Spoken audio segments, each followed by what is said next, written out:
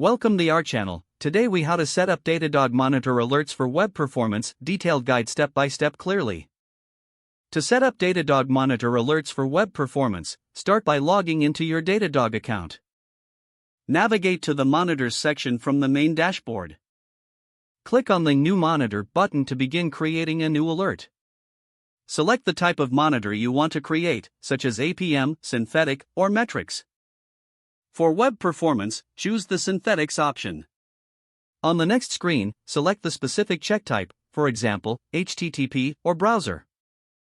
Configure the check settings by entering the URL you want to monitor. Define the frequency of the checks based on your requirements. Set the alert conditions by specifying thresholds for response time, error rates, or uptime.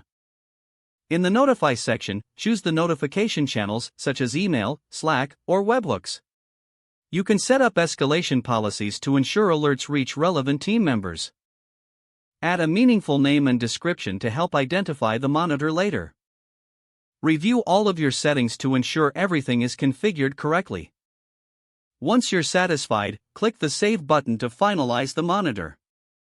To test the monitor, trigger a manual check if necessary. Monitor the results to confirm that alerts are sent as expected. Adjust any settings if needed to fine-tune the alerting process. With these steps completed, your Datadog monitor alerts for web performance are successfully set up. If the page does not load, refresh the browser or try again in a private or incognito window. Make sure you are using the correct email address, then retype it carefully to avoid small typos. If your password is not accepted, use the reset option and create a new strong password you can remember. Check your spam folder for verification or security emails, then complete any requested confirmation steps. Enable two-factor authentication if available to improve account security and reduce unauthorized access risk. After signing in, review your profile details so your contact information and settings are accurate and current. If you see an error message, note it down and try again after restarting your device and internet connection.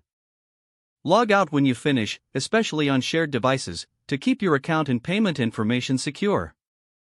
If the page does not load, refresh the browser or try again in a private or incognito window. Make sure you are using the correct email address, then retype it carefully to avoid small typos. Don't forget to like this video and subscribe to our channel for more step-by-step tech guides.